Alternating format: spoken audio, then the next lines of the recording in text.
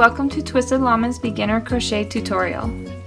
In this video, you will learn the chain stitch.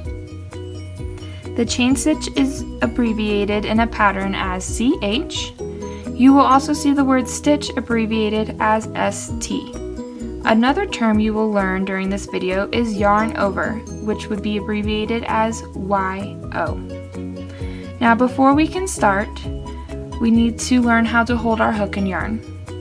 There are two ways to hold your hook, the pencil grip or the knife grip. You can choose the one that feels most comfortable to you. Now for holding your yarn, I'm just going to put a slip knot on my hook to give me a little bit more control. Generally, you want to wrap your yarn around more if you crochet too loosely and less if you crochet tightly, and that will change your tension for you. I happen to crochet very tightly, so I just slip my yarn between my two fingers like this and twist it around once. This gives me the perfect tension for the way I crochet. Now if you need a little more tension, you can go between these two fingers like this and just wrap it around your finger like that. Another common way is to hold it in these three fingers so you can control the flow of the yarn here and just pop it up on your finger like that. One important thing to note here, no matter how you choose to hold your yarn, is that you want this upward slant from your working yarn right here. That way you can easily grab it.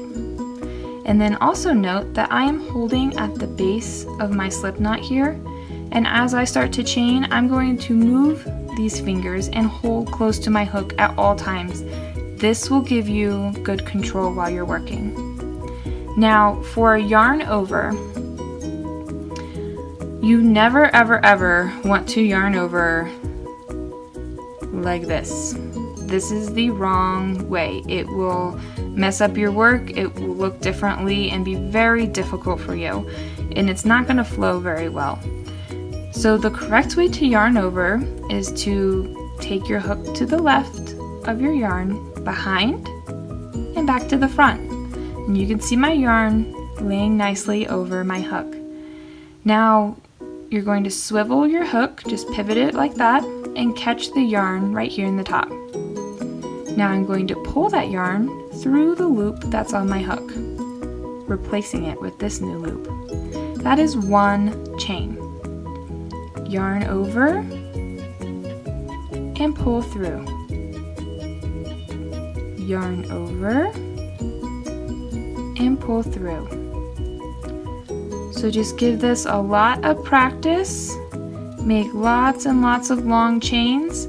Start to get the feel of your hook, how you turn it, what it feels like to pull through those loops, how your yarn is feeling in your left hand, adjust how you're holding it, your tension, all those things. This is a great stitch to learn that on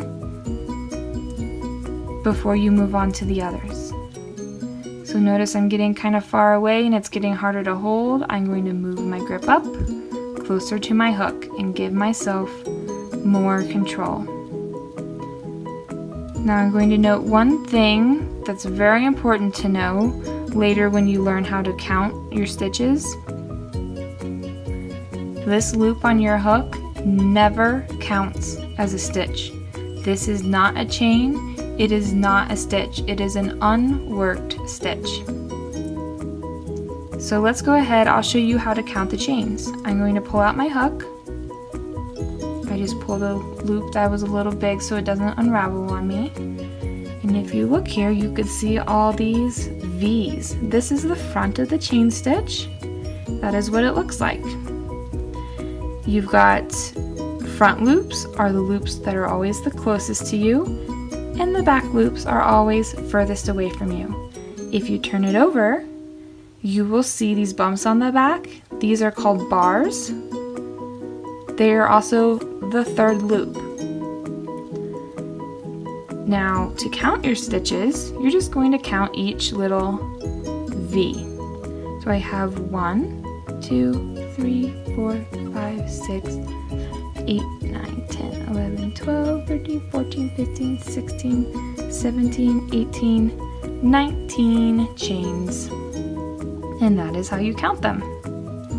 So go ahead and just, when you want to keep going again, pop your hook in there, pull it nice and snug, and keep on going. Practice, practice, practice your chains, and then I will see you in the next video for the next stitch.